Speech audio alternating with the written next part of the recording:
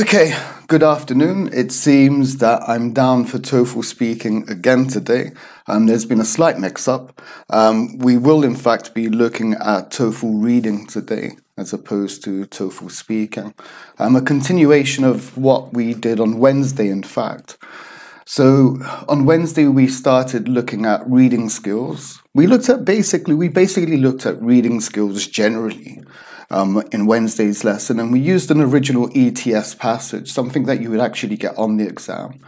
The title of the passage was Citations, and we looked at some brief ideas as to how we should actually answer that reading passage, or answer the questions, quite basically. So we're going to continue today with a second ETS reading passage by the name of Artisans and Industrialization. So I'll just bring this up on the screen to begin with. It's not a very good copy, so I do apologize, but we'll go through this as we did last week, and then we'll have a look at some of the tips. We'll recap some of the information that we looked at last Wednesday, and today I'm going to present it in a slightly different way. We're going to look at each question one by one in this reading passage, and along the way I'm going to give you tips and strategies for each type of question that we come across. So let's start with the reading passage. I'll read it through. It'll be good pronunciation practice at the end of the day for you, or good reading practice. If you're online, there's 5 watching now. If you're online, say hi, and we'll get this done as quickly as possible. So I'll start reading. So before 1815, manufacturing in the United States had been done in homes or shops by skilled artisans. As master crafts workers, they imparted the knowledge of their trades to apprentices and journeymen. In addition, women often worked in their homes part-time, making finished articles from raw material supplied by merchant capitalists. After 1815, this older form of manufacturing began to give way to factories with machinery by unskilled and semi-skilled laborers. Cheap transportation networks, the rise of cities, and the availability of capital and credit all stimulated the shift of factory production. The creation of a labor force that was accustomed to working in factories did not occur easily. Before the rise of the factory, artisans had worked within the home. Apprentices were considered part of the family, and masters were responsible not only for teaching their apprentices a trade, but also for providing them some education and for supervising their moral behavior. Journeymen knew that if they perfected their skill, they could become respected master artisans, with their own shops. Also, skilled artisans did not work by the clock at a steady pace, but rather in bursts of intense labor, alternating with more leisurely time. The factory changed that. Goods produced by factories were not as finished or elegant as those done by hand, and pride in craftsmanship gave way to the pressure to increase rates of productivity. The new methods of doing business involved a new and stricter sense of time. Factory life necessitated a more regimented schedule, where work began at the sound of a bell, and workers kept machines going at a constant pace. At the same time, no one's saying hi. I know you're watching. Say hello. At the same time, workers were required to discard old habits for industrialism, demanded a worker who was alert, dependable, and self-disciplined. Absenteeism and lateism hurt productivity, and since work was specialized, disrupted and regular routine. Industrialization not only produced a fundamental change in the way work was organized, it transformed the very nature. Hello, Nejat. Hello, Hakan. Welcome to the class. We're just going to finish up reading this, and then we'll start looking at the tips and strategies for the reading section. So stick with me. The first generation to experience these changes did not adopt the new attitudes easily. The factory clock became the symbol of the new work rules. One mill worker who finally quit complained revealingly about obedience to the ding-dong of the bell, just as though we were so many living machines. With the loss of personal freedom also came the loss of standing in community. Unlike artisan workshops in which apprentices work closely with the masters supervising them, factories sharply separated workers from management. Few workers rose through the ranks to supervisory positions, and even fewer could achieve the artisan's dream of setting up one's own business. Even well-paid workers sensed their decline in status. In this newly emerging economic order, workers sometimes organized to protect their rights and traditional ways of life. Craft workers such as carpenters, printers and tailors formed unions, and in 1834 individual unions came together in a national trades union. The labour movement gathered some momentum in the decade before the Panic of 1837, but in the Depression that followed, labour's strength collapsed. During hard times, few workers were willing to strike or engage in collective action. And skilled workers who spearheaded the union movement did not feel particularly strong with semi-skilled workers and unskilled labourers. More than a decade of agitation did finally bring a workday shortened to 10 hours to most industries by the 1850s, and the courts also recognised the workers' rights to strike, but these gains had little immediate impact. Last paragraph. Workers were united in resenting the industrial system and their loss of status, but they were divided by ethnic and racial antagonisms, gender, conflicting religious perspectives, occupational differences, political party loyalties, and disagreements over tactics. For them, the factory and industrialism were not agents of opportunity, but reminders of their loss of independence and a measure of control over their lives. As United States society became more specialized and differentiated, greater extremes of wealth began to appear, and as the new markets created fortunes for the few, the factory system lowered the wages of workers by dividing labor into smaller, less skilled tasks. Wow, And the reason I read this out, if we go to our presentation for today, not this one, we'll go to this one. If we finish reading early today, though, we may finish off with some vocabulary. So let's go to slideshow and we'll start from the beginning. So the reading passage we've just read is an original ETS reading passage. But we're going to be looking at some of the reading strategies that are required to answer a question successfully. I'll be giving you tips and tricks along the way, but I'll also be giving you some time to read the information and answer the question first, and then I'll show you the quickest possible way to answer that question, depending, of course, on the question type. So, to begin with, we do not read the reading passage, as you've just seen. Again, what time is it? We started approximately, we've just spent 5, 6, maybe 7 minutes reading that reading passage. In the exam, of course, you only have a limited amount of time. You've got 57 minutes for 3 reading passages. That's not even, I don't know, how long is that? That's not even 20 minutes per reading passage. Okay, each reading passage has around 10 questions, but if we read the whole reading passage, we're going to fall into a trap. And that's the trap that ETS actually want you to fall in. Before the reading passage begins, the narrator, says, "You have so many minutes to read the following passage and answer the questions," in a very bad American accent. I'm sorry, America. No, I'm not really. And then to begin with, on the right-hand side of your computer screen, you will see a reading passage, and there won't be any questions. It will lead you into believing that reading the reading passage is the right thing to do. And it's not. We don't have time. It wastes time. English it's not our mother language, it's our second language. So there's going to be some grammatical structures that we're going to struggle with. We're going to try to understand a little bit too much. And this takes extra time. I only read from the beginning to the end. And that took 7 minutes. For a non-native speaker, as you read, of course, you're going to try and understand everything in that reading passage. And grammatical structures. There are going to be complicated grammatical structures that you're not aware of. And you're going to struggle slightly. In the same sense, there's going to be a lot of vocabulary that you don't know. And when we see a new word that we don't know, our brain it sort of stops. Stops in its tracks. We can't move on until we understand that word. We think that is important. So reading the reading passage to begin with is a total waste of time.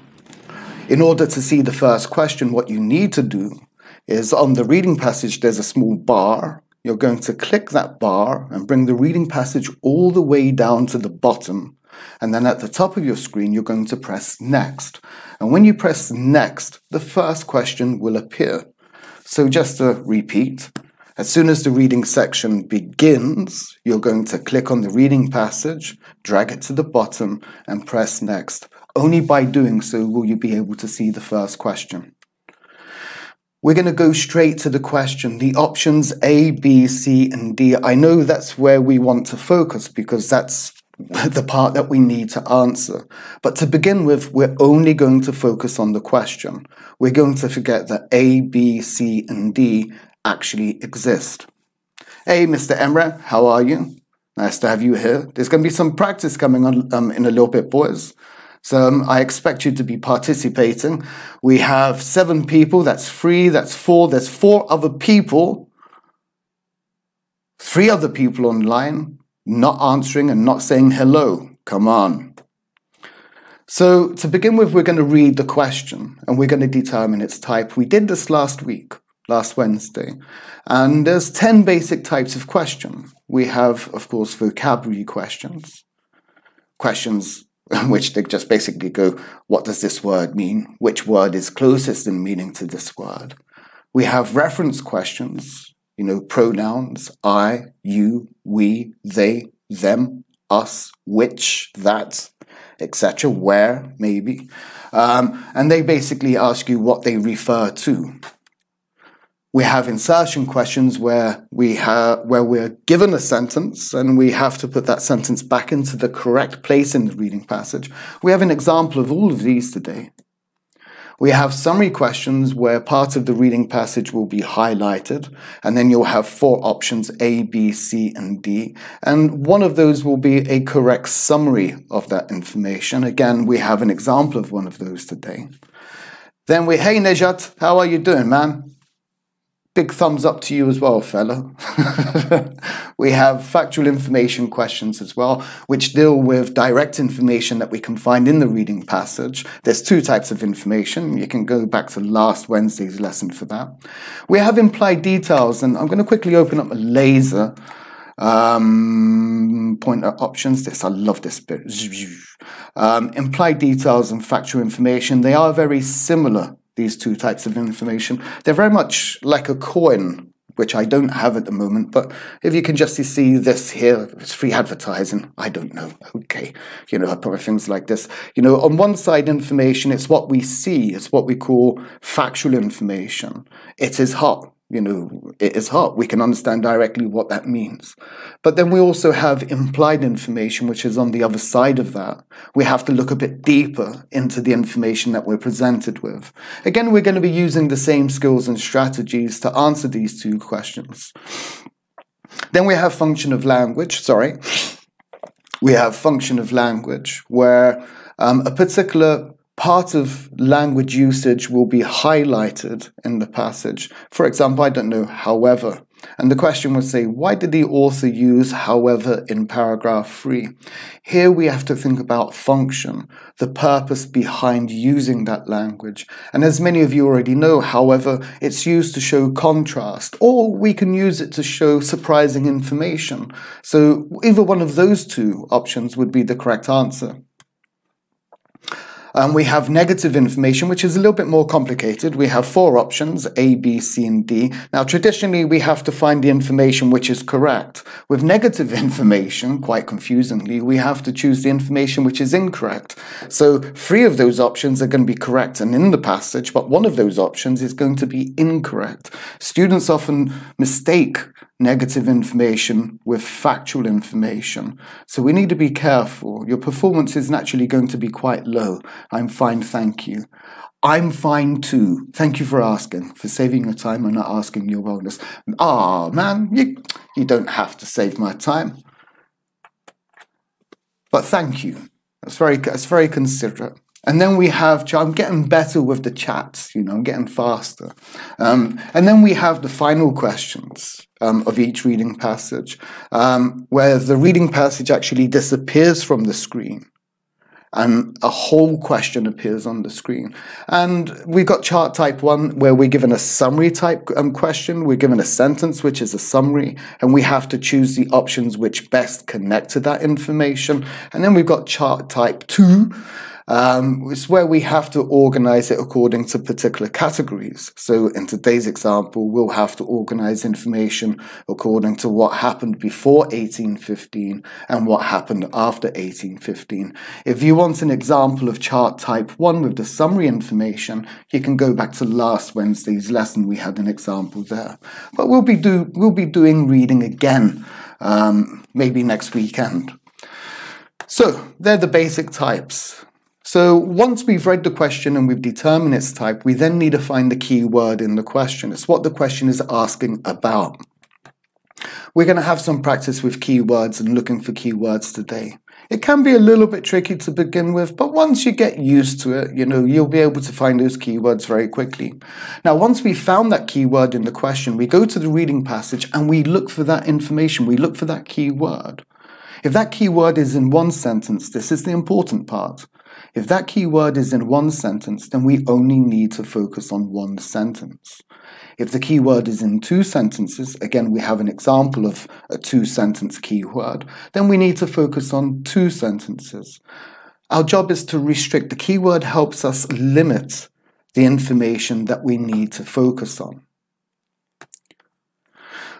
Once we've found that information, that sentence, then we need to be focusing on the grammatical structures being used. We need to be looking for clues. So is there a modal verb present, like could, which was an example we saw last week, or have to, or must? Are there any other indicators? Is it a negative sentence? Are there any adverbials being used, such as however, on the other hand? Are there any conjunctions, such as although or even though? Are there any prepositions, such as despite or in spite? I'll be doing a class, actually, on conjunctions in about 2 weeks, I think. It's a good subject. Very important for writing, in fact. And it's also important for the reading section. We don't have... TOEFL doesn't have a grammar section anymore. In the CBT exam, grammar was a part of the test. But they test your grammar in different ways now. They're testing your grammatical knowledge in the reading section, indirectly testing your grammatical knowledge in the reading section. And they also test it, of course, in both the speaking, your use of grammar, in both the speaking section and the writing section. So grammar is still important, And what I mean by lexical clues here, I mean like vocabulary, vocabulary items. Do we have any prefixes which show negation or anything like that? Again, we're going to have an example of that today. Now, once we have collected all of that information, then and only then, I just want to emphasize this, do not read, go straight to the question, do not look at the options yet here in the second line. We only look at the options after we have found that information. The reason being, if we look at the options first, we can make ourselves believe that an answer is correct, even though that answer may be incorrect. So looking at the options last stops this from happening. Then we can approach the information with solid clues or evidence in our hands. So elimination is really the key. Again, something that I always tell my students to do, it takes a lot of practice. So we're going to go to the first question. I'm going to get my telephone here, and I'm going to give you I'm going to open up the timer. I'm going to open up the time, and I'm going to give you a minute to answer this question. Where's my timer? There we go, clock. Stopwatch. Okay, so we'll go through the options first. Which of the following can be inferred from the passage about articles manufactured before 1815? We have A, they were primarily produced by women. We have B, they were generally produced in shops rather than in homes. We have C, they were produced with more concern for quality than for speed of production. And then we have finally D, they were produced mostly in large cities with extensive transportation networks. So are we going for A, B or C? And I'm going to give you about a minute there. So Nejat and Emre and Hakan, and I'm sure there was someone else there. I'm going to give you a minute to look through that and see what you come up with. Any answers that you do, that you have or you come up with, please put them in the chat section so I can check them. And then together we'll look at this information. Your time has started, by the way. You got 1 minute. I'm going to talk. You look at the questions and answer the question. And then we'll look at it together afterwards. So I'm going to be looking at the chat whilst you're doing this. It's a little bit dark.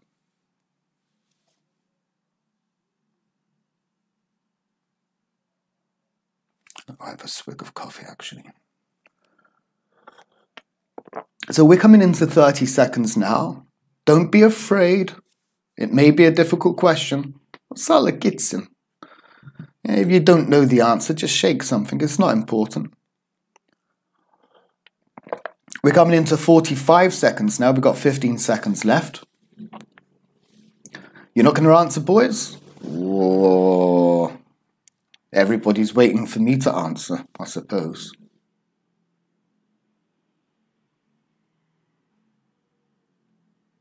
And that's 1 minute. Okay, no answers from you boys then. So we'll start from the basics. What type of question is this? Well, it's an inferred, well, there you go, Nejat. B. A little bit late, man. Let's see if I can go back. B. They were generally produced in shops rather than in homes. Okay. Okay. We'll have a look together. So, as I said, this is an inferred or implied question. We're looking at indirect information. Is my head too big today? Probably it is. Oh, nope, there we go. So we're looking for implied indirect information. And what we need to do, of course, we're not going to look at the options A, B, C, and D. Nejat, they are the last things we're going to look at. We're going to look for the key word in the question. And the key word in the question is this here. Articles manufactured before 1815. Now, once we've done that, we're going to go to the reading passage very, very quickly, without wasting time. We're going to quickly skim read that passage, and we're going to try and find those key words. And as we can see, we have before 1815 here in the very first line. But we don't just have one key word. We have, you see this 1815. Okay, before 1815 is here. But we also have 1815 down here too, which tells me that we need 2 sentences, not 1 sentence, to answer this question. I'm going to limit the information that I need. I'm not going to pay any attention to this black information. All of the information I need here is in red. Any information that falls out of these sentences probably isn't going to be correct. We're going to look for grammatical or lexical clues, and for that I'm going to quickly bring up a little notepad down the bottom here.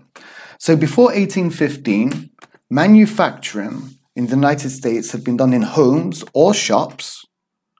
Got a very important connector there, homes or shops.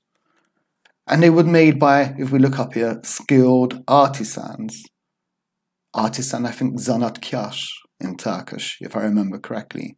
And then we have skilled. Generally, if we talk about a skilled artisan, we're looking at something which is of a very high quality.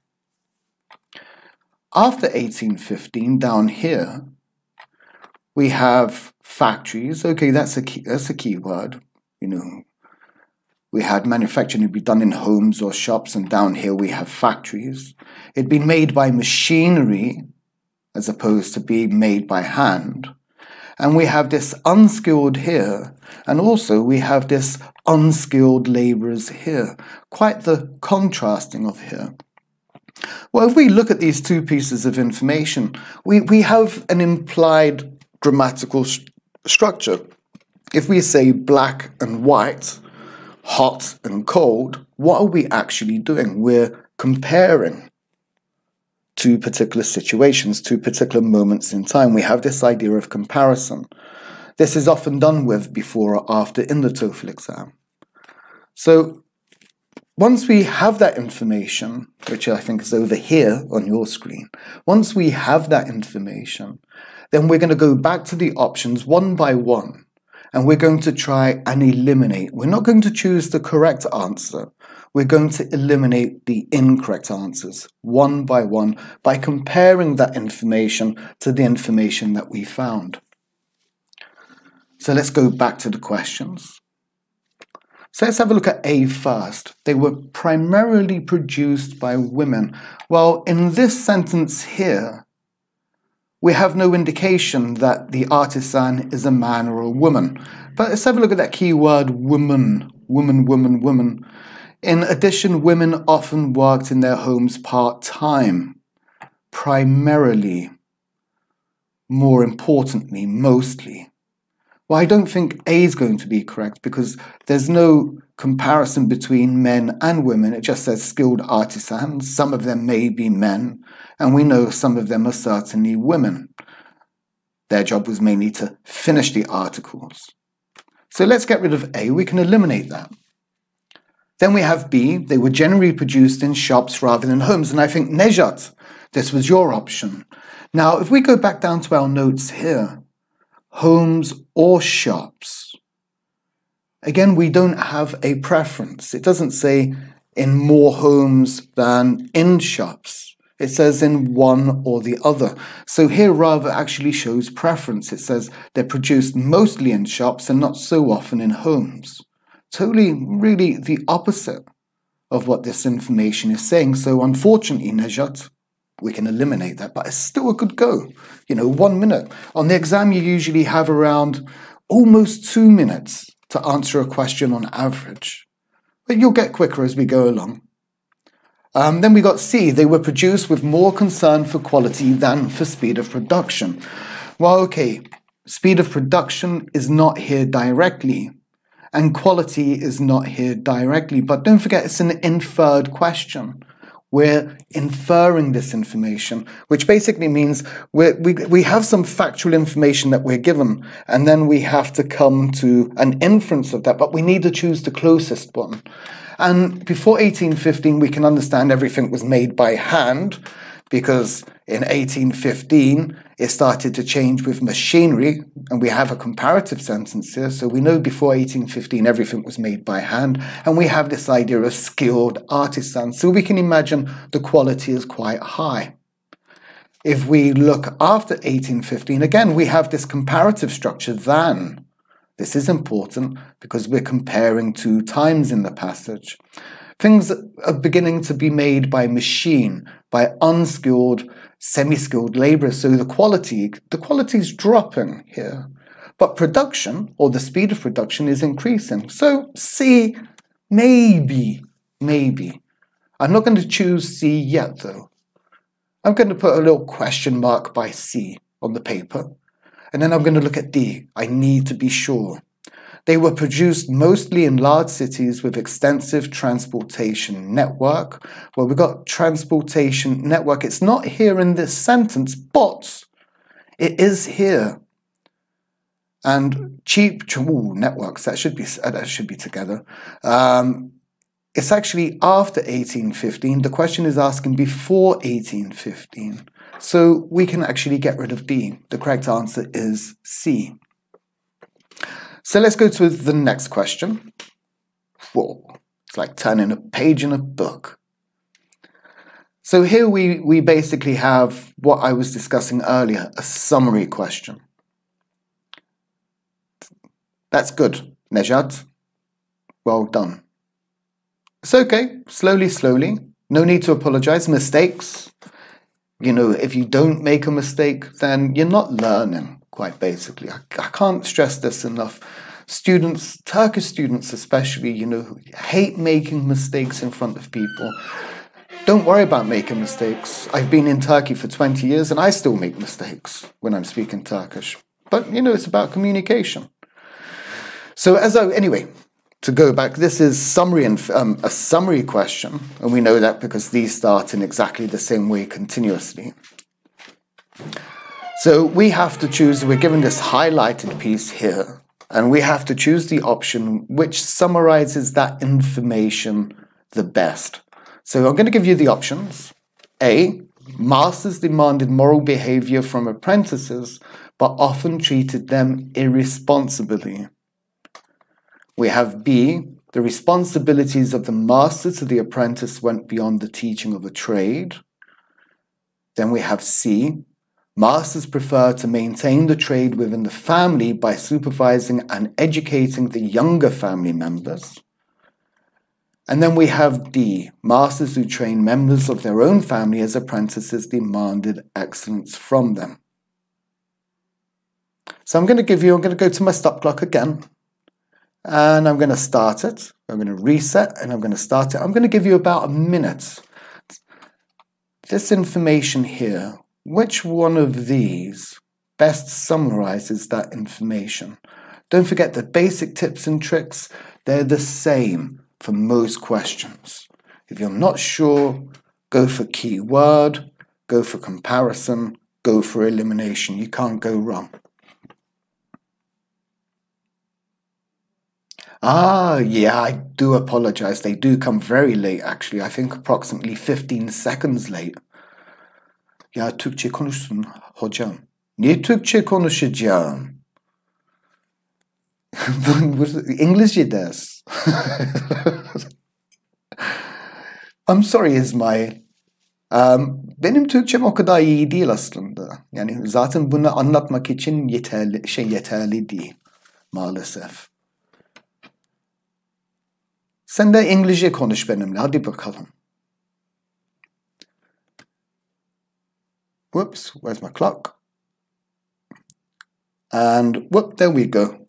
That was very quick. That was a very quick minute. Thank you, John Set. Thank you. Thank you very much for your support. Hi, John Set. Welcome to the class. Anlamıyorum ama hocam. Ya...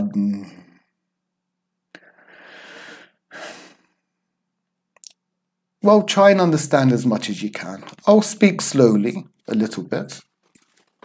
Maybe that can help. I'm expecting some answers from you, John said. So don't go anywhere. Wow, your Turkish is very, very well, very good. Thank you, Nejat. It's not that good. Maalesef çok fazla küfür ediyorum Türkçe konuşunca. Ondan Türkçe konuşamıyorum. YouTube'da. You know. Bir anda küfür ediyorum ki maalesef sokakta öğrendim Türkçeyi. Anyway. Let's go back to this one. I can really swear in Turkish though. Got all of them. So what? Hey, Jada! Where were you last week? Where were you on Wednesday? Missed you. Welcome to the class. Jada's gone with D. But I think she's changed her mind. Nejat's changed his mind. Thank you, Ismail. Kusura bakmayın.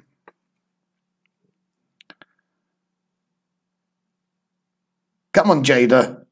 Come on, Nejat. A, B, C, or D. Well, I'm sure your answers will come up very shortly. Oh, Nejat has gone with B. Bir bakayım. The responsibilities went beyond the teaching of the trade. Ooh, that's a good one. Not a bad guess, Nejat. But how can we be sure? So, as I said, this question is a summary question, and here on the right-hand side, we're given a piece of information that we need to find the summary of in the options below. So, again, we're not going to look at the options. If you look at the options first, you're going to convince yourself that it's the correct answer. You know, I can't stress this enough. They are always, not always, there's one exception, but they are always the last thing we look at. So we're going to focus on this, of course we're going to look, but we're going to focus on this highlighted information here. And again, we're going to thank you, Ismail. There we go. Your English is fantastic. No teacher, it does not matter. That's wonderful, man. Let me see more of that. And we're going to look for grammatical clues, just as we did before. You know, it's the basic, these grammatical clues. As I said, you know, we don't have a grammar section anymore. The grammar section is hidden inside the reading section. So what clues can we have from here? Apprentices were considered part of the family. Okay, that's a key word. They were considered part of the family. Consider here means to think. They were thought part of the family. Were they really family members? Well, the answer is probably not. If I think or consider Jinali to be my best friend, consider him to be my brother, then he's not really my brother. He's like my brother. You know, consider means to think. So we've got that considered part of the family. They're not real family members. We have this idea of responsibility here, which is a big idea. Then we have this not only but also structure. We need to be careful of that, not only but also. It looks like a negative structure, but it's not. It's actually a positive structure. And we use it to join ideas. It's an emphatic structure. Not only do I read books in my spare time, but I also take photographs of wildlife. Not only do I play music in my spare time, but I also do crochet. True story, that one actually. So it's a positive structure. We need to be careful. What else do we have there? We have this, you know, providing education, also education and supervising moral behavior. You know, we've got this stuff outside of the trade. It says not only a trade, but also education and supervising. Then we're going to go back to the options and we are going to eliminate. I can't stress enough, boys and girls. So let's go back and let's go through them one by one. We got 11 people watching. At the moment, I have Jada, you've disappeared. Where are you?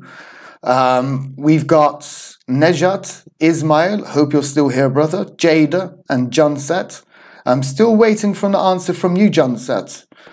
Nejat said B, and he's the only one participating so far. So let's have a look at A first.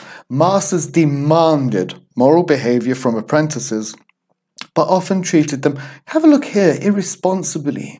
We have that down here in our notes, responsible. But as many of you already know, irresponsibly is negative. We don't have that idea of negation here, so just that one word, irresponsible, bump, it's gone. Now, Nejat said B, and I tend to agree with him. The responsibilities of the master to the apprentice went beyond the teaching of a trade. It says not only a trade, but also education and supervising their moral behavior. It's sort of extra, isn't it? So I'm not going to eliminate B. I'm going to keep B there. It looks good. I still have C and D to eliminate. Masters prefer to maintain the trade within the family. There we go, within the family. And as we discussed earlier here, considered part of the family, we know that apprentices aren't really family members. And here it's the opposite, within the family. So we know C is incorrect. And if we look at D, masters who trained members of their own family, we have the bitani alana, bitani bedava. We have the same problem, don't we? We have members of their own family. And we know that apprentices weren't actually family members. So we can eliminate D. And Nejat, well done. It's good. Even if it's a guess, it's correct. So let's see if you do. Hey, Tuba! Welcome. You're very quiet. Have you just come? Jada was here a minute ago, but she's disappeared already. Are you still there, Jada? Okay, so let's go to the next question, boys and girls. I need to keep an eye on the time. Ooh, really? So we've got the word disrupted in the passage as closest in meaning. And Tuba, hopefully you'll be able to give me the correct answer, because if I remember correctly, you have been to some of my vocabulary classes. So you should know how to approach a new word. So disrupted is down here on the right-hand side. Let's go to the first one. We have prolonged. Then we have established in B. And then we have C, followed. And then we have D, upset. And I'm going to give you again, I'm going to quickly turn my phone on. I've got technology all over the place today. So far, so good. Green screen still hanging up. That's good. That's working. This is working. You have 1 minute. Put your answers up so you don't have to wait a minute. As soon as you know the answer or you think you know the answer, pull it up on the board. Let me see what you've got. And I'll get your answers 15 seconds later anyway.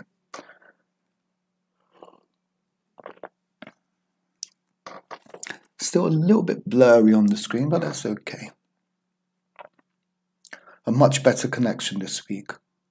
So we've come up to 30 seconds. You've got 30 seconds left. Come on, boys and girls. Get your answers up. Yep, that was correct, Uber. B. Oh, was that for this question? I was watching. You know there's no watching in my classroom, Tuba. There's only answering questions. But at least you're here, I suppose.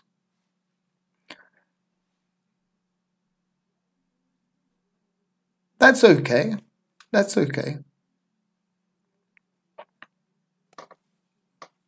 Well, and our time is up, boys and girls. That was 1 minute and 11 seconds.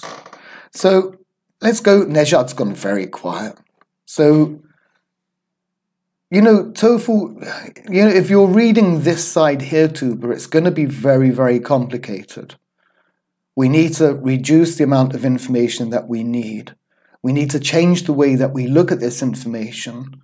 Instead of trying to understand every word and every sentence, we just need to look at the grammatical structures being used. You know, and just using a little bit of logic by eliminating. If the word is opposite to the word in the reading passage, then we can eliminate it. If there's a word that isn't in the reading passage, then we can eliminate it. Nejat's gone for A. Welcome back, Jada. She's gone for D. Question 3A. Well, let's have a look. So, vocabulary questions. You know, break that word down. Break it down into the prefix, break it down in the root. Nejat, if you haven't been to any of my vocabulary lessons, I've got maybe 3, maybe 4, possibly even 5, I can't even remember, 5 vocabulary lessons where we look at prefixes, roots and suffixes and how they can help us understand the meaning of a word. So we've got dis from disrupt, and it's a prefix which shows negation. We remember this from about 4 weeks ago. It's a negative prefix. And then we have rupt, which means to break. We see it in words like corrupt, corruption, erupt. And of course, we have it here in disrupt. So we know that this word here, at least, disrupt, is negative. We know that from the sentence it's a verb. So we're looking for a verb form. And we know that here the root means to break. So let's bring it up on the other side, on the right-hand side. Dis, a prefix which shows negation. Rupt, a root which means break. Let's have a look at the first option, prolonged. Now, pro. Does anybody remember what pro means? Jade, are you still there? Actually, I think Tuba, you came to the lesson too. We should all remember what pro means. Well, prefixes show negation, but they also show direction. And pro here, very good, Nejat. And pro here means forward. So we have, for example, produce, üretmek. You know, when we produce something, it starts in, I don't know. You know, if we go back to my trusted Rubik's Cube, you know, we imagine it being in a factory. So at one point it gets put together, then it moves to the next position, they put the stickers on, then it moves to the next position, you put it in a box, then it moves to the next position and it gets sent away to the consumer or the customers. So produce means forward. We also have, I can't think of any other examples now, promotion. You know, terfi, you know, a promotion, you start off in one position and then you move forward to a next position after about 6 months or a year. Then you work very hard and you move forward to a new position again. So, again, prolonged, is it negative or is it positive? Well, it's actually what we call a neutral word. It's both negative and positive, depends how we use it. We can prolong someone's happiness, we can make their happiness longer. But we can also prolong someone's misery. We can make their misery longer. Established, again, established, is it positive or is it negative? Or neither? Again, established here is actually neither. It depends on the context. Kemal Atatürk established the Turkish Republic in 1923. But then we also have Adolf Hitler established the Nazi Party. Not so good. So it really depends how you use it. We can eliminate established. We have followed. Again, followed, it really depends on context, if it's negative or positive. If you're being followed by, I don't know, Burcu Güneş, it can be a positive thing.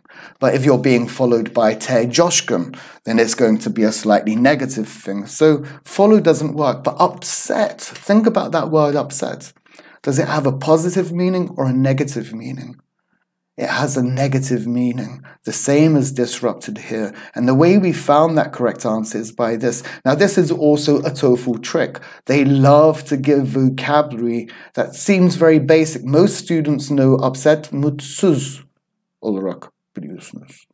You know, that emotion. But upset also has other meanings. But because you see upset as being an emotion, which mistakenly we can eliminate this option and think, well, no, now like, you know, what is this? Yeah, how is it related? But disrupt to upset, to disturb something from happening. We're going to go for a break time now, and I'll be back at 5 o'clock.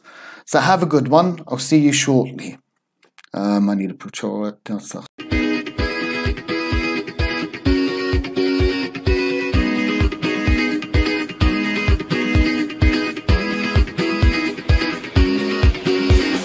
Olduğun yerden hemen kalkman gerek. Adım at ki gerçekleşsin her dilek. Bekliyor seni parlak bir gelecek. Sen ona gittikçe o sana gelecek. Justinglishle şimdi sen de dile gel. Justinglishle şimdi sen de dile gel. Justinglishle şimdi sen de dile gel. Justinglishle şimdi sen de dile gel. A world with a joy and smile, a world where everyone will live by satisfaction and learn to survive in the outside world. Justinglish style. Learn, play, sing and dance. Do what you don't see anywhere else. Learn, play, sing and dance. Do what do, Justinglish style. Hayat devam ettikçe bitmez bu yarış. Sen de bir dil öğren, macerayla tanış. Hayat devam ettikçe bitmez bu yarış. Sen de bir dil öğren, bu dünyaya karış. Justinglish'le şimdi sen de dile gel. Justinglish'le şimdi sen de dile gel. Justinglish'le şimdi sen de dile gel. Justinglish'le şimdi sen de dile gel.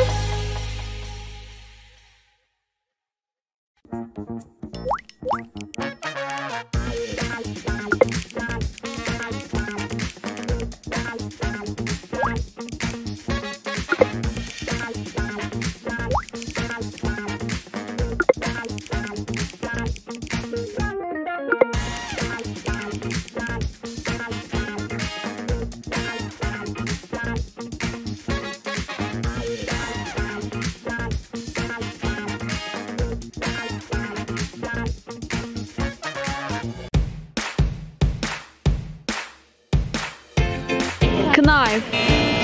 Knife. Enthusiastic. Enthusiastic. Pronunciation. Enthusiastic. Enthusiasm. Enthusiastic. Reci bilmiyorum. Recipe. Recipe. Recipe.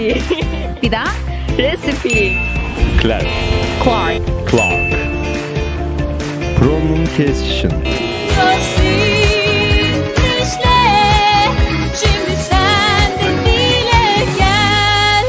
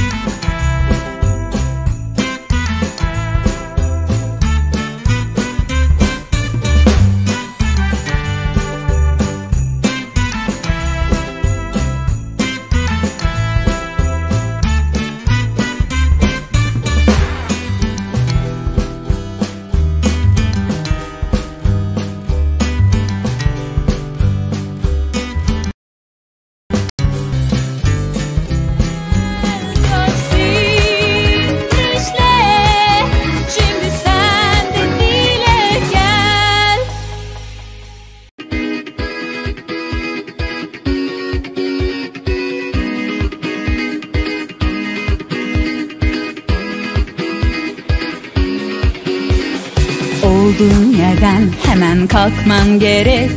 Adım at ki gerçekleşsin her dilek. Bekliyor seni parlak bir gelecek. Sen ona gittikçe o sana gelecek.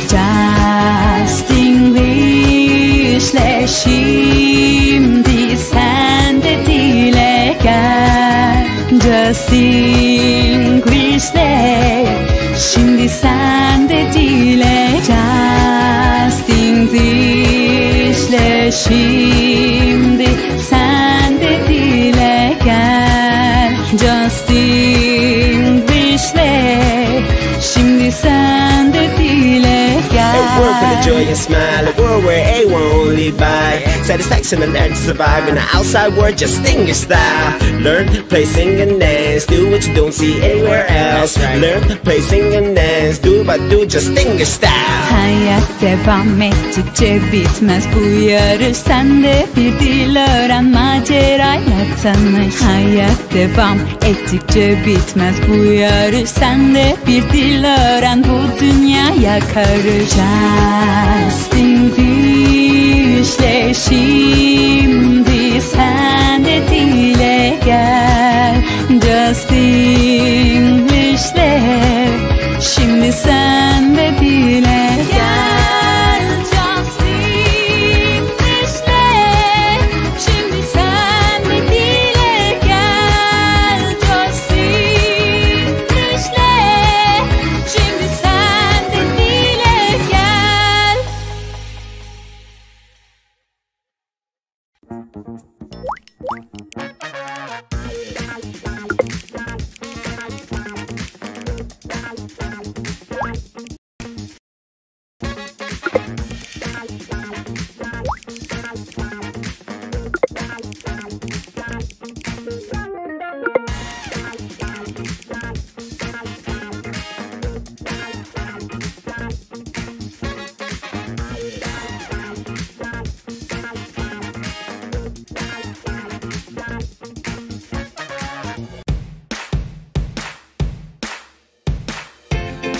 Knife. Knife. Enthusiastic. Enthusiastic. Pronunciation. Enthusiastic. And enthusiasm. Etüstik. Reci bilmiyorum. Recipe. Recipe. Recipe. Bir daha. Recipe. Clark. Clark. Clark. Pronunciation. Justinglish'le şimdi sen de dile gel.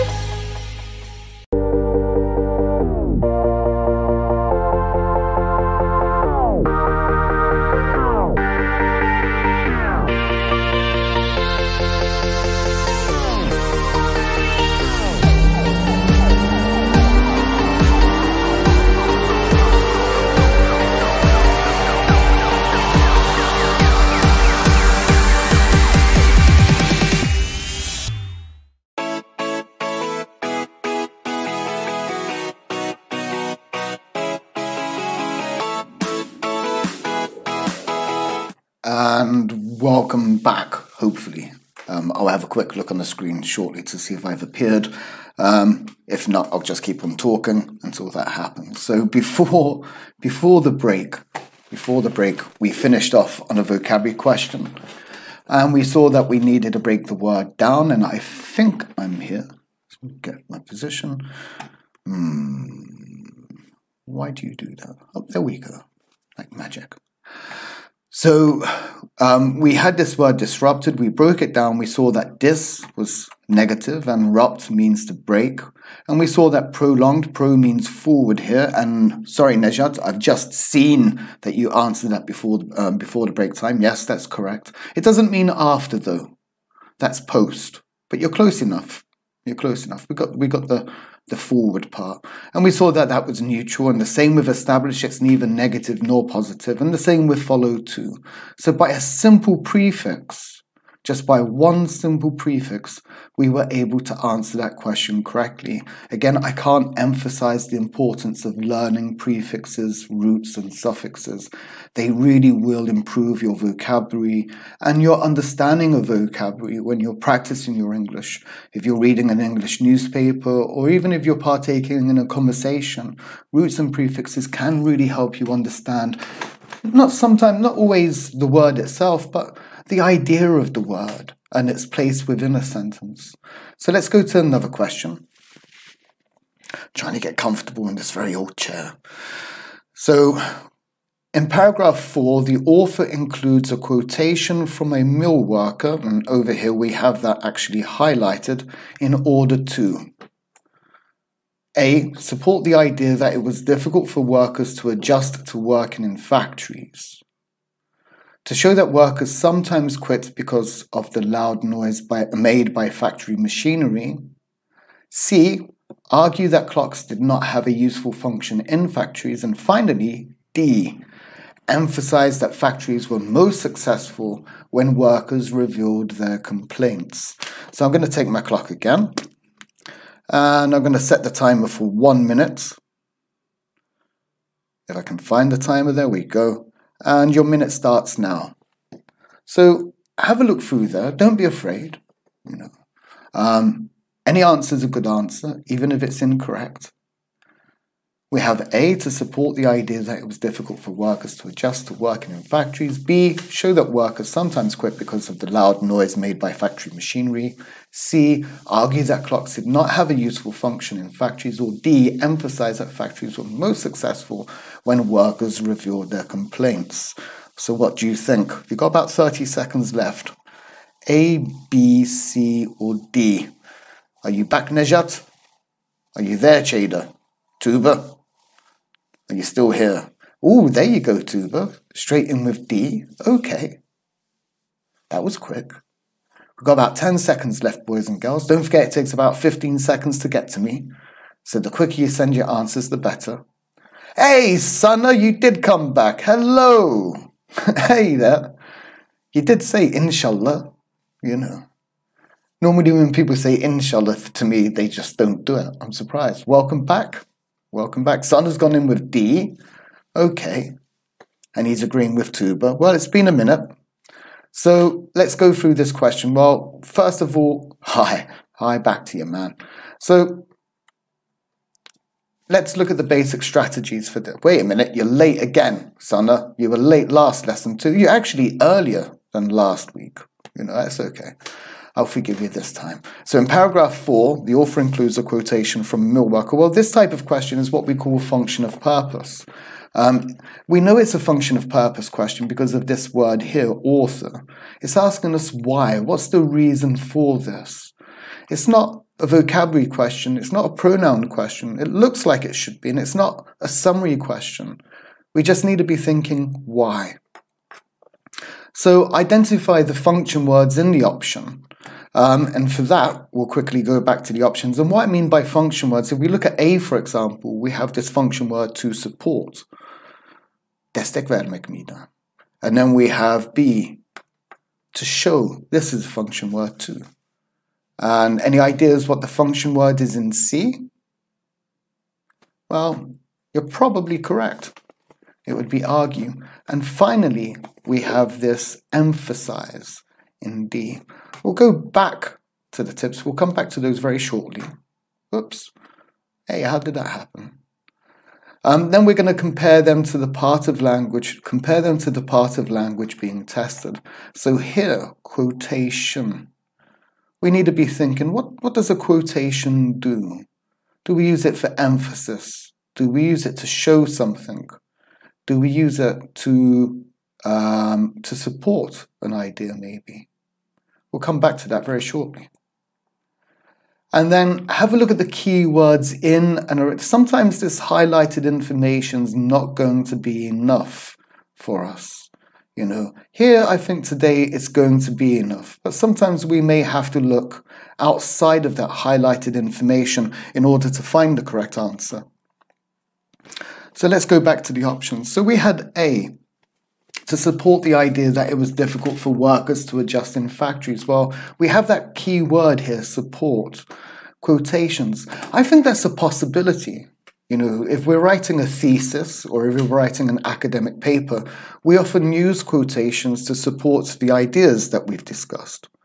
It's important to support your ideas in such a way, especially at a university level. So I'm not going to eliminate A. I'm going to keep it there, but I'm going to continue. I want to check the others first. Let's have a look at some of these key words, actually. Difficult. There we go. Actually complained. You see, just outside of that highlighted information. If people complain about things, they usually find it difficult. So it does look good. Going to continue to be, though, because our job is to eliminate, not to find the correct answer. To show that workers sometimes quit because of the loud noise made by factory machinery. Well, quotations, they can show the ideas of other people, but, you know, workers sometimes quit. Let's see if we can find that idea quick. There we go, it's here. Again, it's outside of that highlighted information. One mill worker who finally quit. We're talking about a singular person. Here it says workers generally. It's a little bit what we call out of scope, as it were. So B's not going to be correct. Do we use quotations to argue? Well, I don't think so.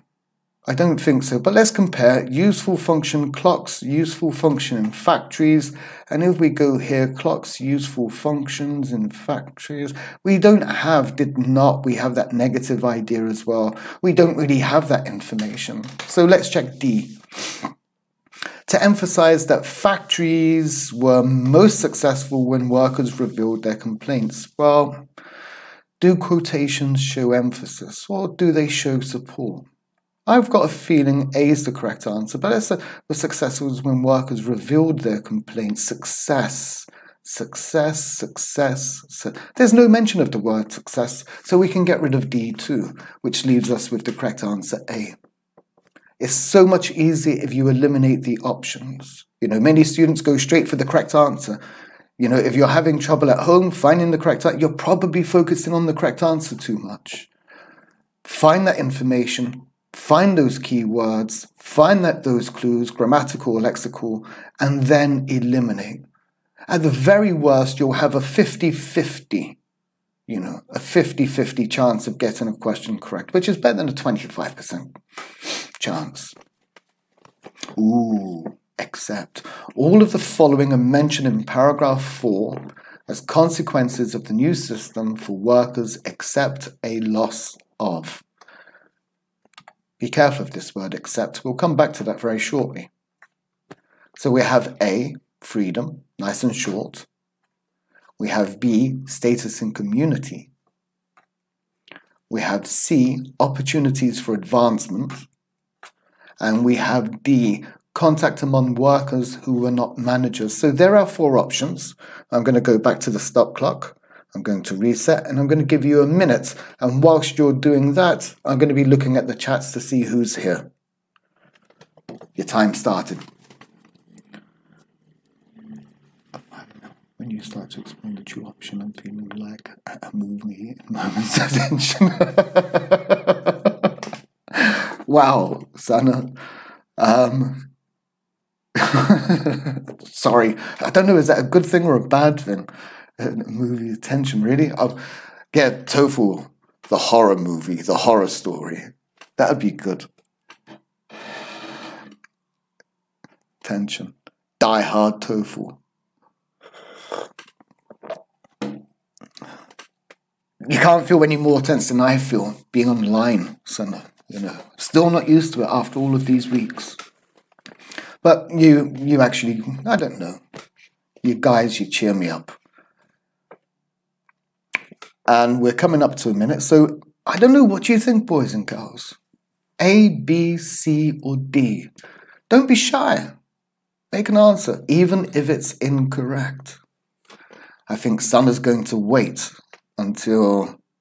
And there we go, Tuba comes in with C. Very good, excellent, Tuba. Anyone else out there? Is that... Looks like a picture of Kemal Atatürk as well. Nice picture. Okay, I think Tuba's the only brave one, actually, to come through. Well, let's have a look.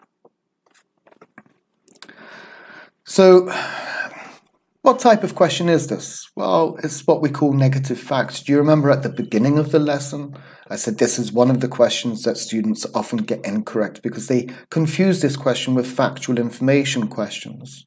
We need to remember, though, here the correct answer is actually the incorrect option. A, B, and C, for example, we're going to find in the passage, and one of those options are going to be incorrect according to the passage or not in the passage at all. So, of course, we're going to read the question carefully.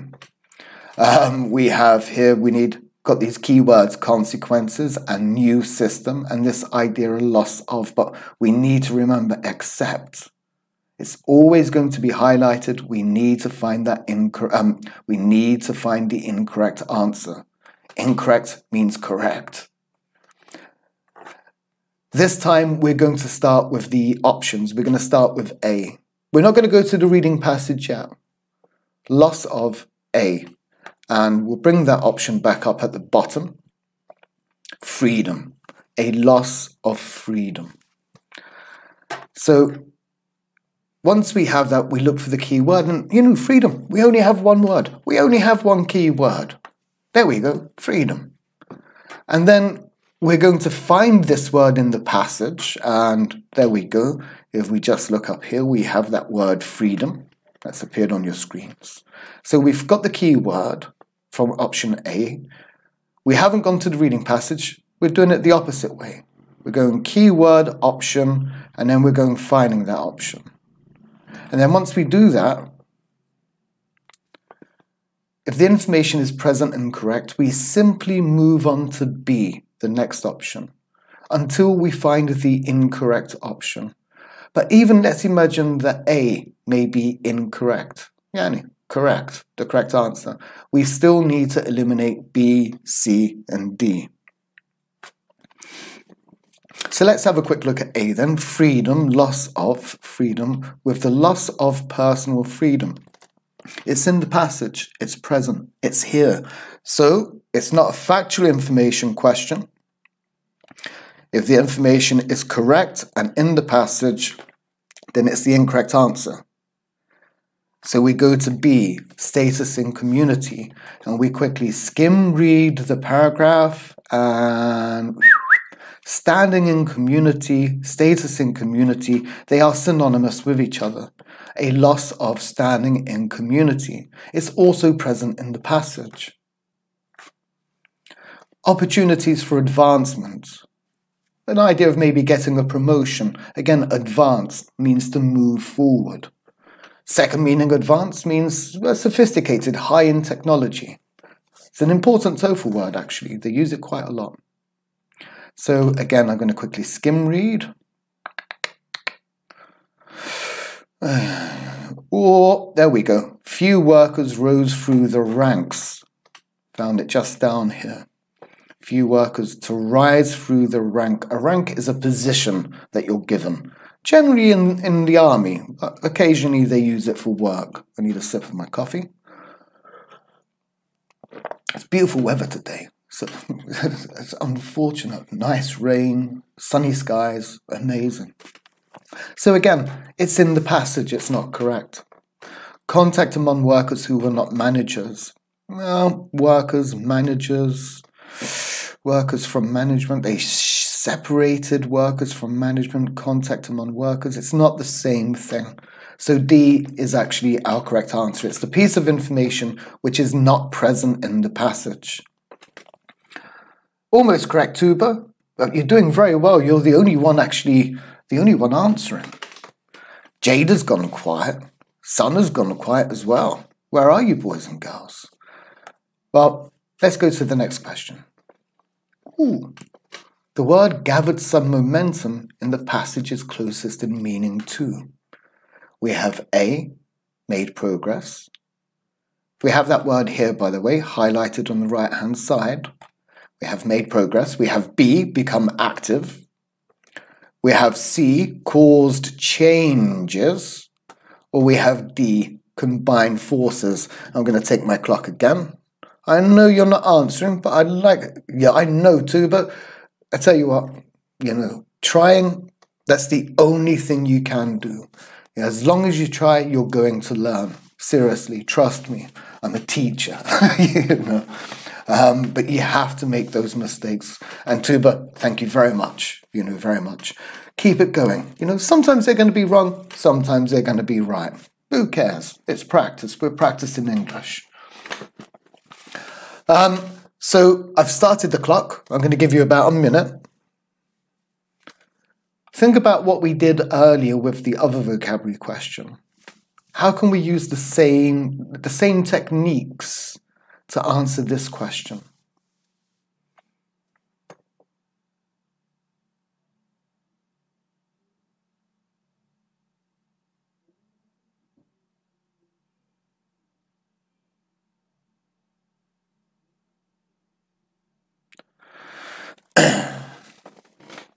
And how long do we have left?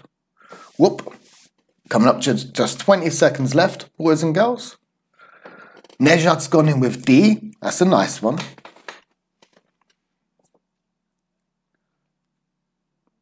Come on. What do you think, Tuba? Jada, are you still there? Sana, where did you disappear to? And that's our time up. Okay. So we'll go to the notes. We still have time to answer. We have, well, of course, it's a vocabulary question. We know this.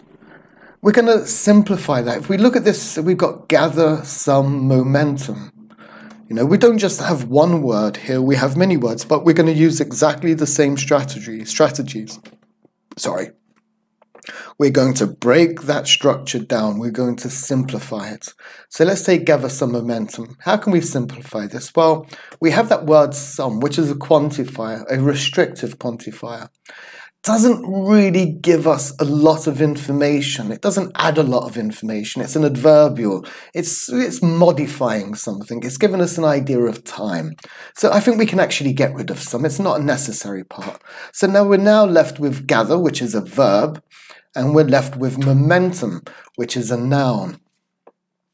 And we have these structures in English, verb and noun structures, and they're called collocations.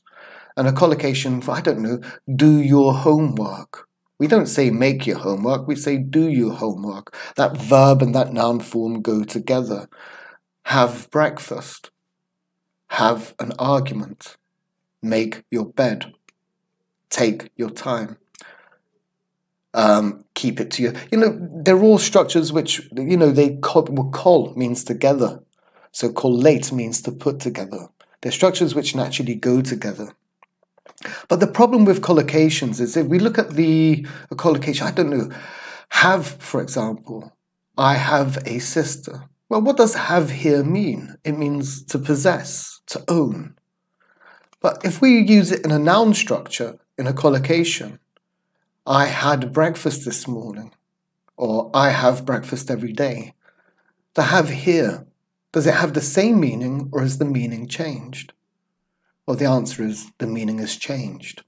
And the meaning of verbs, they become idiomatic when we use them in collocations. The verb doesn't always mean what it's supposed to mean. One that you see in TOEFL writing, to cast doubt on, is an example of another collocation. Again, cast means to spread, to throw out. Fishermen, they cast their nets. But when we use it with a noun form to cast doubt on something, the meaning of cast has changed. We use a lot of collocations in English. Can we guess the meaning of these verbs? Well, the answer is no. Or the gitsin, We got rid of the adverbial. The verb gather means to collect, but collect momentum, I don't know, it's idiomatic here. So let's focus on momentum. And momentum is the same in English and Turkish. It's a word of science. And what is momentum? Well, momentum is a type of movement. We have this idea of moving. And movement, of course, needs direction. What type of direction? Well, maybe forward. When we generally think of moving in time, this idea of movement, this idea of action. It happens in a forward sense. So we'll bring that back down here. To gather some momentum means to move forward. So let's have a look at A. Here, Nejat. Do you remember this prefix here? What does it mean? It means forward. Actually, that's the idea we're looking for. And gress means to move. Regress, to move back. Digress, to move away from. But we still have B, C, and D to check. So I'm going to make a small note of A. It's possible. I'm not going to eliminate it. Now, become active looks possible. Lots of people go become active. It's a very popular choice with students. But to become active, it doesn't, for something to become active, for example, a telephone, it doesn't necessarily have to move. It doesn't have the idea of movement. In English, active just basically means on. You know, ready to do something. We can use that as an adjective, an active child.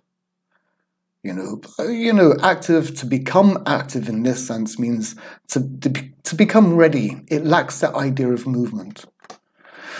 Cause changes, again, changes don't necessarily have to be movements. I think we can eliminate that too. Combined forces. Now, combined, if we had kol, meaning together, maybe we could have combined forces because kol and ko, meaning together, like cooperate, collection, conversation, has this idea of people coming together. So to combine forces, but we don't have that meaning here. We're trying to look for something forward. So the correct answer is actually A. It's actually A. Hey, Nurefshan, how are you? Welcome to the class. And there's two Nejats. Nejat and Nihat. And welcome to the class, Nihat. Make progress. Very good, Jada. Very, very good. Okay. Nice to see you participating. Oh. Sorry, I forgot about them. I was playing last night. Ah, no, there's one more as well. Okay, so I don't know. That was unexpected. Where are they? Yeah, Rick and Morty. I love Rick and Morty. Why did I do this last night? I was practicing. There you go. They're moving forward. They're progressing through time. Stupid. There's one more somewhere as well. I forgot about those. I was learning how to use PowerPoint yesterday and I discovered something. It actually looks quite good. Okay. Oops, sorry. So let's go to the next question then. The word spearheaded in the passage is closest in meaning to. So A, led, which is the past of lead. We have accepted. We have changed, stop it. We have changed, he's still going across the screen. And we have resisted. So there are your four options. I'm going to go back. I think there's another animation coming shortly, Rick and Morty. I'm resetting the time, boys and girls, and I'm going to give you a minute. Don't forget, an incorrect answer is better than no answer. Answer away. Your time starts now.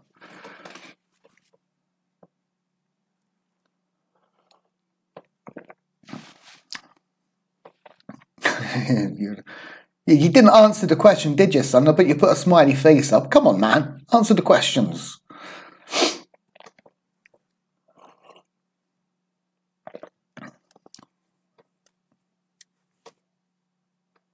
Konu bütünlüğü açısından ders dışı iletişim kurmanızı rica ederim. Hiçbir şey anlamadım. So we're almost up to 20 seconds left. Whoop, Bukes. Yep, very good. Jada, she's gone in with A. Why did you go with Sana there? Welcome back, Sana. Yeah, there you go. A. Well, there we go. Nejat. Everyone's coming out now. We've got Nejat says B. Nurefshan has gone with A as well. That's a lovely name. Nurefshan. Nurefshan. What does that mean? Nurefshan. It's a very nice name. Very unusual. I don't think Yalchin. Yolchinkaya. That was different. Yolchinkaya from a couple of weeks ago. And gone in with A. Okay. Whoops. Sorry, Daldom. So the word spearheaded, I do that sometimes. So we know it's a vocabulary question. And we're going to break the word down. It's a single word. We don't need to simplify. We're just going to break it down. So there's the word spearhead. 2 words, spearhead. Oh, I've just remembered the other animation actually. Spearhead. Now, you probably don't know what the word spear means. It's not important. If you don't know it, get rid of it. Just get rid of it. Head, baş. How do we use the word head? Head teacher, baş öğretmen. You know, the head teacher. What does the head teacher do with the other teachers?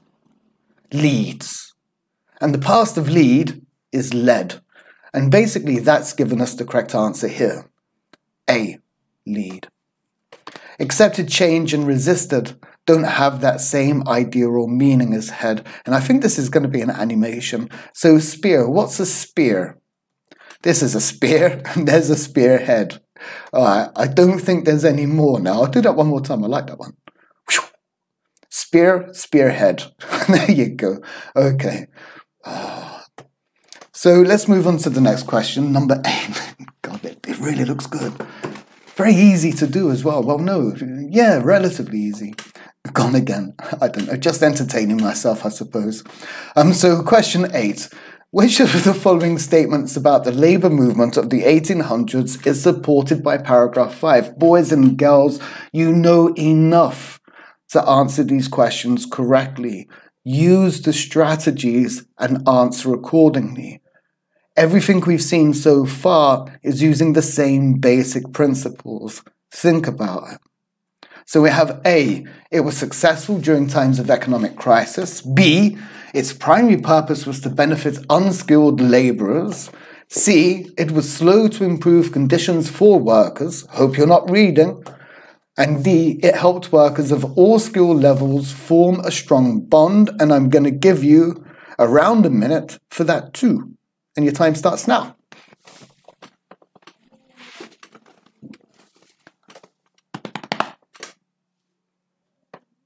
So what do we have for this one, boys and girls? Get your answers up. You too, Tuba. I don't think you answered the last question. Go for it one by one. Eliminate. Trust me, if you eliminate, you find the answer quicker.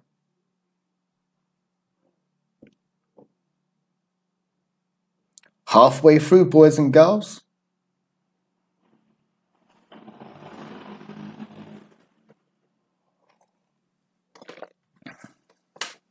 "15 seconds left. Not long.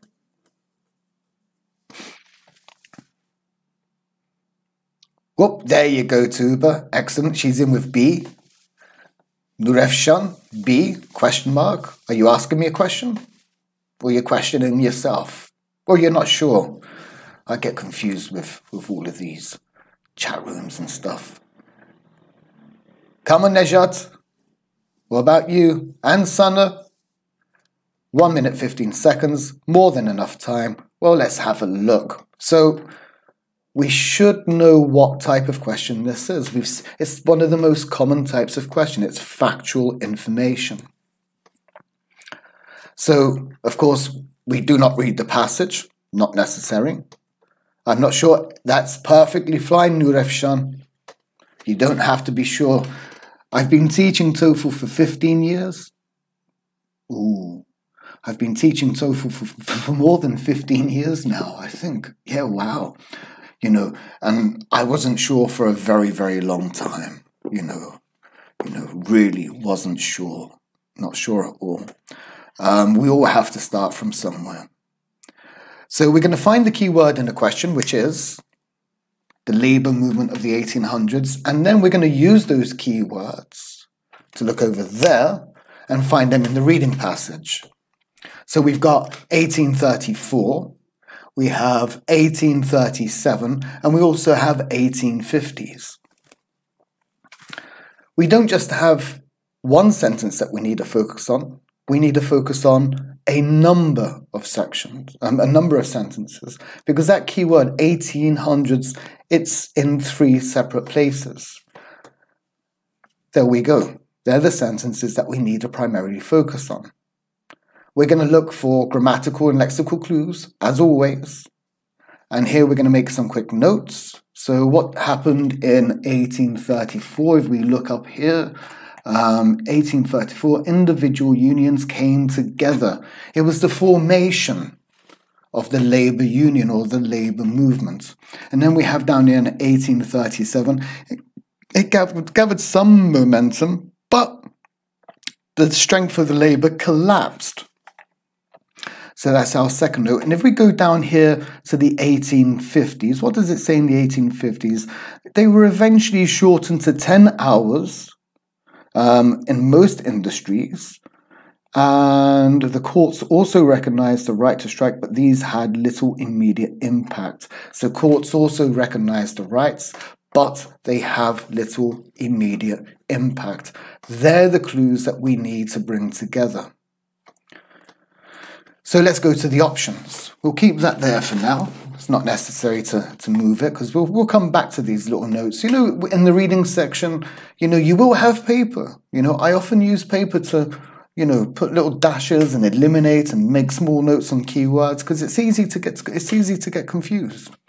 Can I use my right to pass? Yes, you've son. Yep, you've got 1 right to pass, son. That's it. No, okay, it's Bayram. You got 2 rights. Bir tane benden olsun. So if we look at A, it was successful during times of economic crisis. Well, they came together. It collapsed. Had little immediate impact. I don't think we can really say that it was successful. B, its primary purpose was to benefit unskilled labourers. Do we have unskilled labourers here? We don't, not really. Unskilled labourers, benefits, and we have nothing there either. I think we can say that's incorrect. It was slow to improve conditions for workers in 1834, 1850s, 15 years, you know, came together, collapsed, little impact. Maybe C, actually. C does look good. So I'm not going to eliminate C. We'll keep it there, but we're going to look at D and have a look at D. It helped workers of all skill levels form a strong bond skill levels. Just doing a quick check. And there's no information regarding D. So, yep, the answer is actually C. Well done, Nejat. Very good. So let's go on to the next question. Number 9, the author identifies, but the author, you should know what type of question this is, identifies political party loyalties and disagreements over tactics as two of several factors that A, encouraged workers to demand higher wages, B, created divisions among workers, C, caused work to become more specialized, or D, increased workers' resentment of the industry. And those words here, they're actually here. I forgot to highlight it, but we've got very political is here in the fifth line we have political party loyalties, and then we have disagreements over tactics. So that's asking about this information. I'm going to give you a minute, going to reset that and give you about a minute to think about that. Now, Nejat's gone straight in with C. Well, that was quick, Nejat.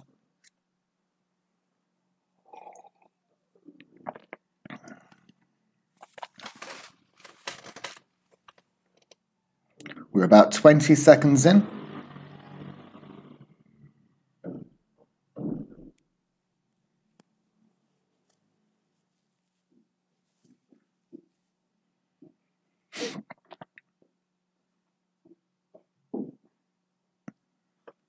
Got about 20 seconds left. Come on, boys and girls, don't be shy. A, B, C, or D?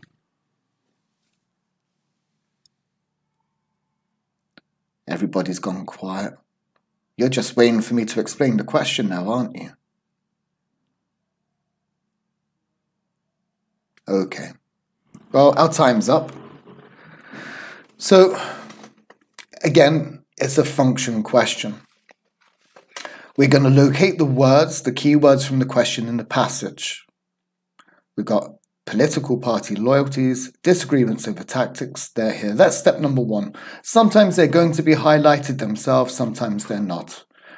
We're going to look to see how they relate to other aspects of the language. We're going to look at them in the sentence. And here, actually, disagreements and loyalties, I can see that this looks like it could be a list. There we go, we've got another comma there, and we have another comma there. It's like a list of something. So I'm going to try and find the beginning of that list by going backwards. So before political party loyalties, I've got occupational differences. Then I have conflicting religious perspectives. Then it goes talking about gender, and we have ethnic and racial antagonisms. And then we have this by. And we've come to the beginning of our list, divided by, of these particular ideas. We're going to go back to the options and we're going to eliminate. So we look at A, encouraged workers to demand higher wages. Again, higher wages, there's no mention of higher wages, and encourage. Well, we have this clue divided here, so we're going to eliminate that one. Created divisions, we've got that key word, divisions divided among workers. So it looks good, but we're going to continue to see. Caused work to become more specialized. Specialization does not talk about specialization. And we're going to check D, finding workers' resentment of the industrial system. Again, those keywords are not present. We're left with division, a divided workforce, quite basically. Let's go to the next question. I'm moving a little bit quick because I want to get, we've got 5, 6, 7. I want to finish all of these before we do. So the word them in the passage refers to workers, A, political parties, B, political party loyalties, B, C, disagreement over tactics, D, agents of opportunity. So I'm going to give you a minute for that one. I expect everybody to answer.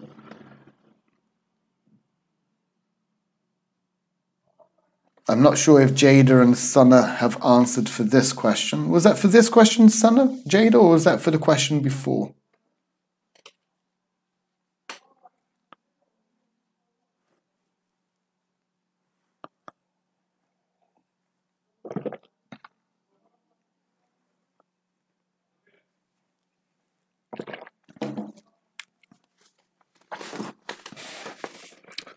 Coming up to 30 seconds. Okay, Nurefshan's gone in with A, workers. I think Jada and Sana have said B, but I'm not sure. The timing on the chat. So Jada's gone in with A. Okay, Jada, thank you. So that was for the previous question, so that would be for Sana as well. And that's enough time for that one. So it's a pronoun question or a reference question. We're going to identify the position of the pronoun. Now it says for them. So here it's an object pronoun because it's coming after the preposition for. So we need to think what for or who for. Is this information true? We need to think, is it a subject or the object? We need to identify the subjects and objects before that noun. So we have workers here in the subject position. We have industrial system here. And then we have a list of non-related things. And it's important to remember that the correct answer is going to be any option before the pronoun. Any option after the pronoun is going to be incorrect. So we're going to look for clues as well. So let's read this sentence for their lives. For them, all of this was important for their lives. So we know that's something living. If we go to workers, well, workers does look good for the workers, for their lives. And then we have the complement up here too. It complements this subject here. Party political loyalties, well, this belongs within a list of things. So that's not going to be correct because it was just a list. Same for disagreement over tactics for exactly the same reason. And if we have a quick look, not opportunity. Here, if we look here, see agents of opportunity. You see that in relation to the pronoun. It's not before the pronoun. It's actually after the pronoun. So agents of opportunity we can also eliminate. So we're left with A.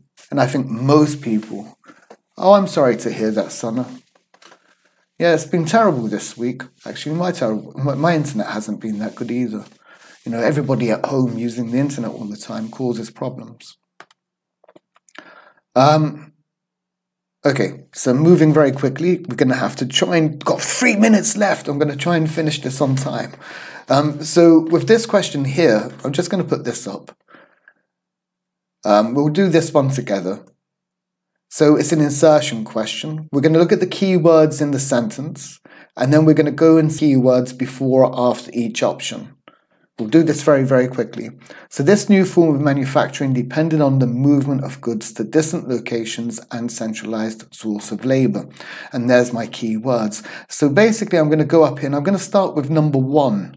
And I'm going to see if these keywords match any keywords here before 1 and also in the sentence after 1. So manufacture, blah, blah, blah. This new form of manufacturing doesn't really match here. It's talking about the old form, distant locations, and we have no idea of the locations here. So number 1 is not going to be correct. Let's see if we can put it in the second position. As master craft workers, they imparted the knowledge. This older form of manufacturing movement of goods doesn't really look good either. We'll go to number 3, and we're going to do the same thing. Look at the sentence before. We're looking for these keywords, this form of manufacturing. And there's no indication of new form of thingamajig there. And we'll go here. Again, factories and machinery tended by unskilled labourers. We've got no idea of locations either. So 3 is not going to be the correct answer. Actually, the correct answer is 4. And if we quickly look at the sentence before, it says after 1815, this older form of manufacturing, but this new form of manufacturing, we've got 2 key words. They they join together, they link those ideas, they match. And then let's check the back end. Distant locations and a centralized source for labours, cheap transportation, distant locations, movement of goods. If you move goods, you need transportation. So it actually matches here too. And that's all you need to do with this question. It's like a puzzle. We just take those keywords and we find the ones that have the matching keywords, and that's going to be your correct answer. We've got 1 minute left. So I'm not going to go through this slowly. Whoops. This is a chart question, and it's chart type number 2, where we have categories. We have before 1815 and after 1815, and we have to choose the correct options below and put them into place.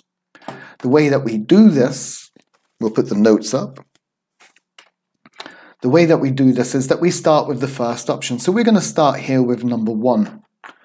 We're going to find the key words in number 1. Now, in the exam, you have to return to the reading passage to look at that information. We don't have time for that today, but just a quick pointer. The reading passage is important. You need to check that information. It's not a memory test. You need about 3 minutes to answer this question correctly. We're going to find the keywords in the passage. I'll do this for you. And then we're going to look for clues to see where that information belongs. Does it belong in the before 1815 paragraph or in the after 1815 paragraph? And then you return to the passage. You don't return to the passage, you return to the question. And if it's correct, you put in the place that you think it belongs. So we'll do this as an example. We'll start with number 1.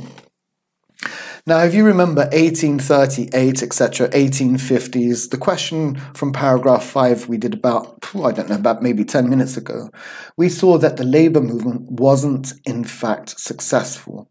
So this information here, even though it looks good, is incorrect according to the passage. Of course, I would have to go back to the reading passage and find that information in paragraph 5, but I know that information is incorrect.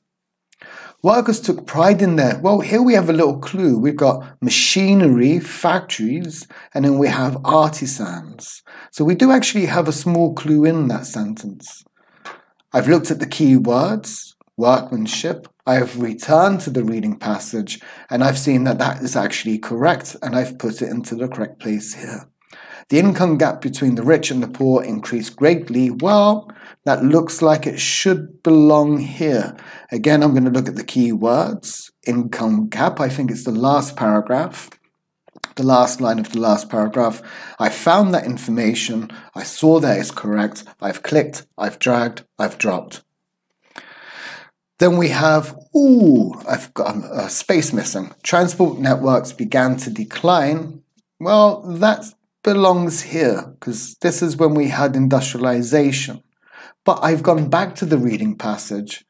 At the end of paragraph 1, it doesn't say they began to decline, they began to improve. It's the opposite.